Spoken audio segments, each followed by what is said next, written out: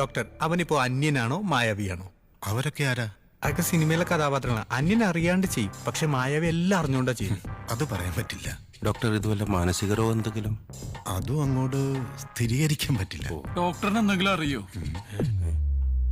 Doctor എന്താ മരക്കഴുതയാണോ? Doctor അല്ലേ? ഞാൻ അവന്റെ അവസ്ഥയെ കുറിച്ച് ചോദിച്ചാണ്. അല്ലെങ്കിൽ ദുർഗാഷ്ടമിയാണോ?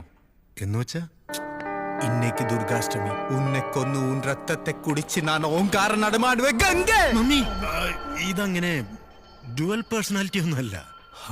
എന്താ പേര്? റെക്സി.